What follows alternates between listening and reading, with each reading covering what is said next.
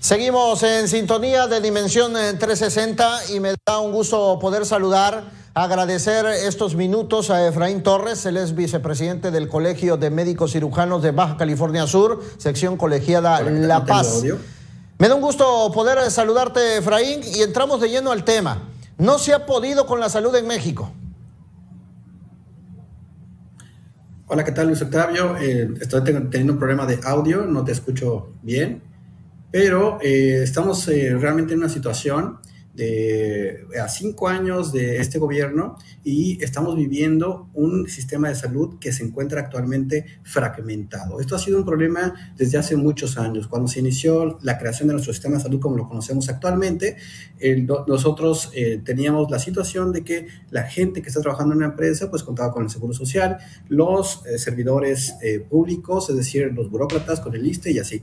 Pero esto actualmente nos genera grandes complicaciones porque está directamente ligado al trabajo y por lo tanto no tenemos la misma capacidad de atender a los derechohabientes en todo México. Es decir, por ejemplo, Pemex puede invertir hasta unos 11,000 pesos por un paciente, por cada paciente, mientras que el Seguro Social podría invertir 2,000 pesos y el IMSS Bienestar podría estar gastando aproximadamente 1,000 pesos en sus derechohabientes. Entonces, actualmente el sistema de salud en México está ligado al trabajo y eso es un gran problema. Algo muy parecido con lo que ocurría con los préstamos del Infonavit cuando estaban ligados al salario mínimo. Bueno, actualmente yo considero que es muy importante decir que uno de los principales motivos por los cuales tenemos esta situación tan grave en el sistema de salud es porque tenemos una transición así de plumazo y de dedazo entre un sistema al otro para la gente que no tiene una seguridad social. Es decir, pasamos de un sistema de salud que teníamos en otro gobierno, un sistema de seguridad social, al INSABI. Y en esta situación, el Seguro Popular y su transición al INSABI, lo que ocurre es que, imagínate, todos los procesos de licitación, de compra de medicamentos, de distribución y incluso de contratos para los trabajadores del sector público, pues son muy complicados. Hay que hacer todo un reajuste y mientras tanto, el que sufre es el paciente. ¿Por qué? Porque entonces ese retraso en las compras, ese cambio de proveedor de medicamentos, ese cambio incluso en la forma de distribución de los medicamentos genera un retraso en la atención a los pacientes. No solo eso, también tenemos situaciones, por ejemplo, con los subespecialistas. Resulta que a nivel nacional tenemos una deserción de médicos especialistas y subespecialistas. ¿Por qué? Porque ya no existen pensiones en el sistema de salud. Entonces, los jóvenes, los médicos egresados y muy preparados están entrando a los sistemas de salud, están trabajando, digamos, 2, 3 años y después dicen, pues muchas gracias, de todas maneras aquí no me ofrecen nada que no me pueda ofrecer la medicina privada y están saliendo de las instituciones. Nunca habíamos presenciado una renuncia tan frecuente y tan masiva como lo que vemos actualmente. Y bueno, ahora estamos viendo este nuevo cambio incluso del INSABI a el IMSS Bienestar y esto pues, nos va a generar otra vez la misma situación, cambio de proveedores, tan solo la adquisición de los inmuebles. Hay inmuebles que pertenecen, por ejemplo, hospitales, centros de salud, en fin, pertenecen algunos al municipio, otros pertenecen a los estados. Entonces, este cambio incluso de cómo nos vamos a pasar ahora a un sistema de salud que es el IMSS Bienestar, pues resulta en retraso en la atención. Hay pacientes que dicen que esperan desde las 12 de la noche del día previo para que sean atendidos y buscar una ficha y atenderse al día siguiente en algunas instituciones. Entonces, esto resulta pues gravísimo. Además, nosotros estamos comparando nuestro sistema de salud con algunos de los países nórdicos, por ejemplo, Estados Unidos, Canadá y claro que desde luego Finlandia, como bien nos han comentado, o Dinamarca, y resulta que nosotros estamos aprobando un 3% del Producto Interno Bruto para atención en salud en el presupuesto de egresos de la nación en promedio. Por lo tanto, no vamos a llegar de ninguna manera a la cobertura que tiene Canadá, que puede llegar hasta el 8 o 9%, o Dinamarca, que invierte hasta el 11%. Tenemos aproximadamente un médico por cada 450 pacientes, mientras que en Finlandia o en Dinamarca tienen un médico por cada 240, 220 pacientes. Entonces, tenemos estas circunstancias que se reflejan en datos reales como la falta de el surtir adecuadamente las recetas, en un gasto mayor de la población en la compra de medicamentos, sobre todo medicamentos de uso crónico como son la diabetes, la hipertensión y todos aquellos donde requieren una renovación mensual de su receta. Aproximadamente en el 2022 se gastó un 40% más de lo que se venía gastando en medicamentos en las familias, lo cual repercute, pues por supuesto, en la compra de canasta básica o en viajes, es decir, en otras actividades donde la gente tendía a usar sus recursos. No solo la clase media, las clases más golpeadas, por supuesto, siempre van a ser nuestra población indígena, nuestra población de escasos recursos, porque no alcanzan a cubrir las necesidades en estos nuevos sistemas. Entonces, estamos viviendo grandes circunstancias, estamos viviendo una transición entre servicios. No debería ser así, debería tener una planeación que vaya más allá de un sexenio, que eso lo hemos sufrido constantemente, y el IMSS Bienestar es un claro ejemplo, que se ha llamado Coplamar, Oportunidades, Progresa, en fin, como quieran, y el nombre que le quieran otorgar. Es temporal su función, porque cada que llega un nuevo gobierno, pues lo va a tomar y ahora le va a poner su nombre característico para que no tenga una repercusión en el gobierno anterior y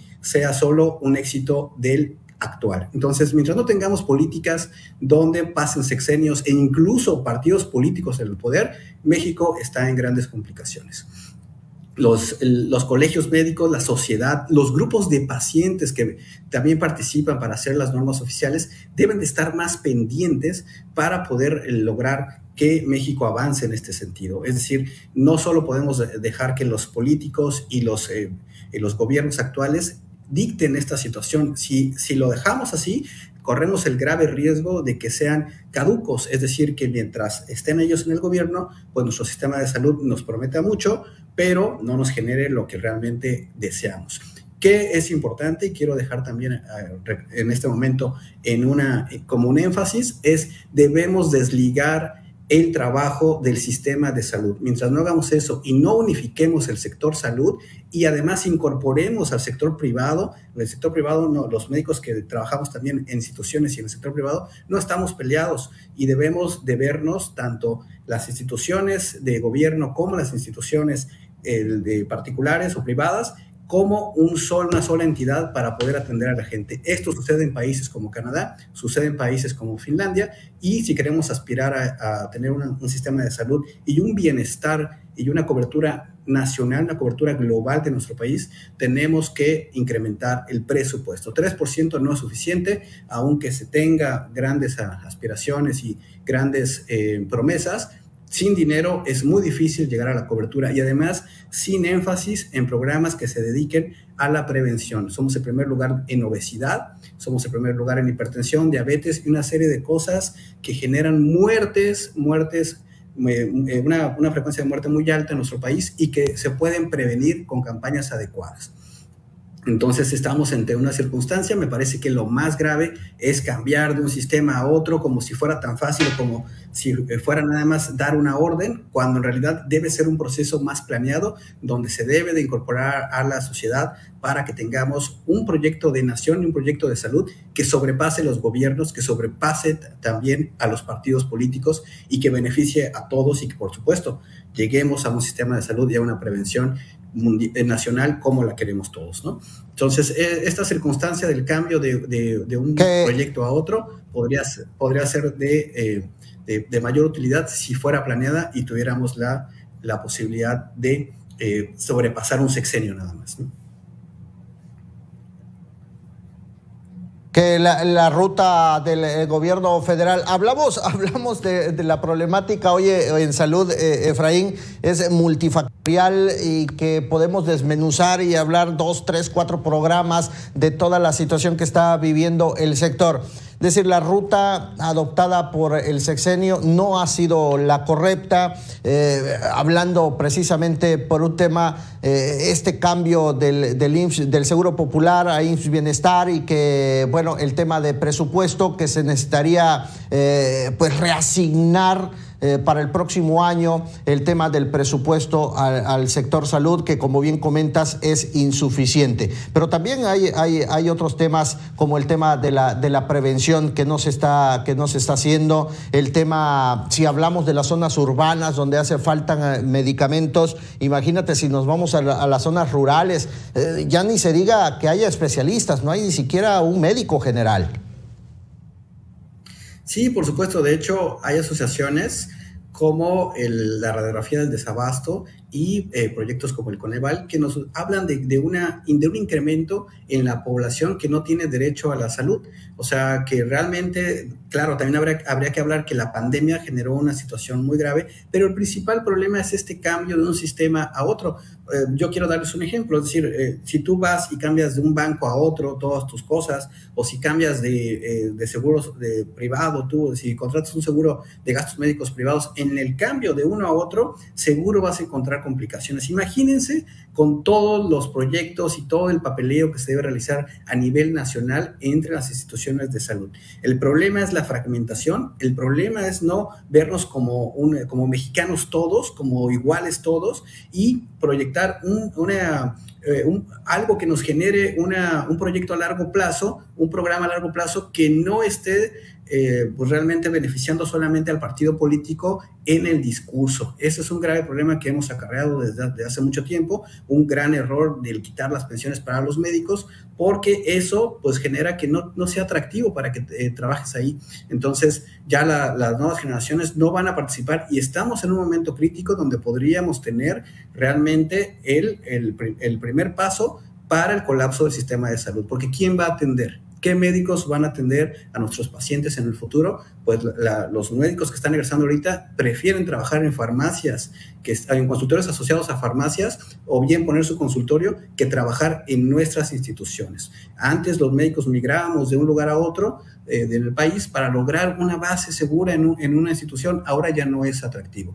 Entonces sí, estamos en una gran situación, una problemática muy grave en este momento, y debemos de corregirlo a través de políticas que realmente engloben a todos, sector privado, sector también público, y que no nos veamos como enemigos. Y además la sociedad debe de involucrarse, los colegios médicos y por supuesto todos los que estamos involucrados en ayudar a que se corrija la salud de nuestro país. Importante el concepto, Efraín, sobre todo en el tema del personal de salud, que es sumamente clave, y coincido con eso, para la mejora, sobre todo en la calidad de la salud. El acceso universal a los servicios de salud precisamente deben fundamentarse en el fortalecimiento del recurso humano, de los médicos. Y también el punto sustancial es la colaboración entre el sector privado y el sector público, porque pues nadie es mejor que todos juntos, ¿no? Claro, además las consultorios asociados a farmacias demostraron que ahora son un sistema de salud alternativo, y que mucha gente, en lugar de hacer una fila de 12 horas o de 6 horas, lo que tú quieras decir, dependiendo del lugar donde radiques, pues es más fácil ir a uno de estos consultorios que sean atendidos por un compañero que es médico general y que resuelva un problema de salud, tal vez de atención primaria, por ejemplo, una gripa, una diarrea, en fin, porque ya cuando se trata de alta especialidad, ahí te digo, no tenemos médicos, estamos cada vez peor en ese sentido, no es atractivo para los médicos, y debemos de tratar que nuestro sistema de salud se unifique, privado y público. De lo contrario, vamos a tener grandes problemas en el futuro. Ya lo vimos también con la contratación de médicos extranjeros, particularmente cubanos. Eso pues no va a resolver el problema a largo plazo. ¿Qué está pasando con los médicos que salen de las universidades? ¿Cómo les estamos ofreciendo oportunidades de trabajo? ¿Dónde los estamos incorporando? Eso es lo que deberíamos estar hablando para forjar un futuro mejor en la medicina mexicana. No cosas que solamente solventen el día a día y el presente, sino a futuro. ¿Qué va a pasar con nuestra población a largo plazo? Y apenas el pasado 7 de abril se conmemoró el Día Mundial de la Salud, pues, Efraín, y el lema que propuso precisamente la Organización Mundial de la Salud para este año 2023 fue salud para todos. Y es precisamente uno de los mayores retos que tenemos el presente y el futuro, la universalidad, una promesa que ha hecho el gobierno federal. Importante los conceptos que nos compartes, Efraín Torres, vicepresidente del Colegio de Médicos Cirujanos de Baja California Sur, de la sección colegiada La Paz. Que estés muy bien, gracias. Seguimos en Dimensión 360, voy a una pausa rápida, regresamos.